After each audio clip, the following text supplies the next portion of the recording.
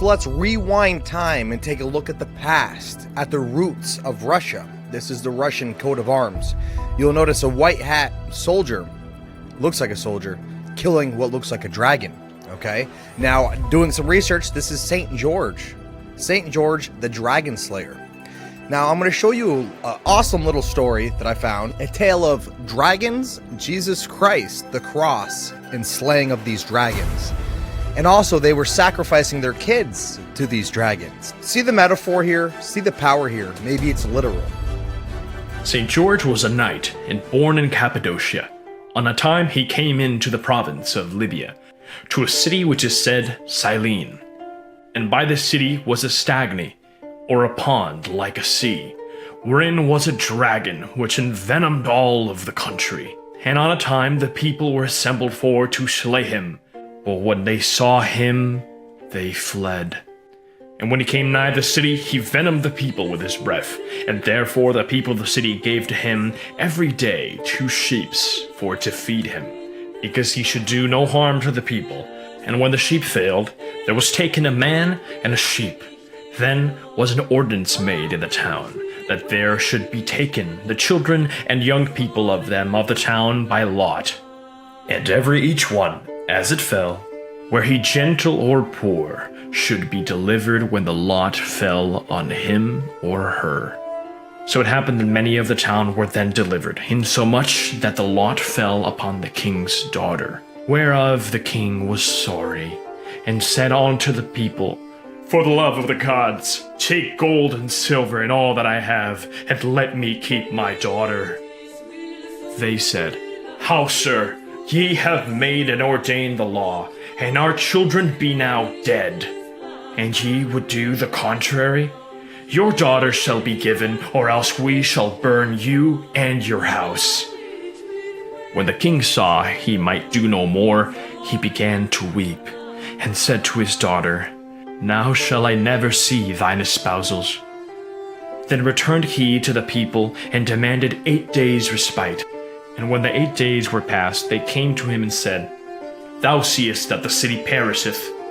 Then did the king do array his daughter, like as she should be wedded, and embraced her, kissed her, and gave her his benediction, and after led her to the place where the dragon was. When she was there, St. George passed by, and when he saw the lady, he demanded the lady what she made there. And she said, Go ye your way, fair young man, that ye perish not also. Then said he, Tell to me what have ye, and why weep ye, and doubt ye of no thing? When she saw that he would know, she said to him how she was delivered to the dragon. Then said St. George, Fair daughter, doubt ye no thing hereof, for I shall help thee in the name of Jesus Christ. She said, For God's sake, good knight, go your way, and abide not with me, for ye may not deliver me. Thus as they spake together, the dragon appeared and came running to them. And St. George was upon his horse, and drew out his sword, and garnished him with the sign of the cross, and rode hardly against the dragon, which came towards him, and smote him with his spear, and hurt him sore, and threw him to the ground. And after said to the maid, Deliver to me your girdle, and bind it about the neck of the dragon, and be not afeard. When she had done so, the dragon followed her, as he had been a meek beast and debonair. Then she led him into the city, and the people fled by the mountains and the valleys, and said, Alas, alas, we shall all be dead. Then St. George said to them, Nay, doubt ye no thing. Without more, believe ye in God, Jesus Christ, and do ye to be baptized, and I shall slay the dragon. Then the king was baptized, and all his people, and St. George slew the dragon, and smote off his head, and commanded that he should be thrown in the fields. And they took 4 carts with oxen, that drew him out of the city. Then there were there well 15,000 men baptized, without women and children.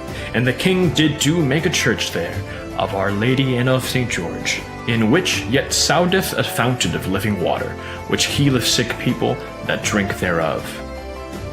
After this, the king offered to St. George as much money as there might be numbered.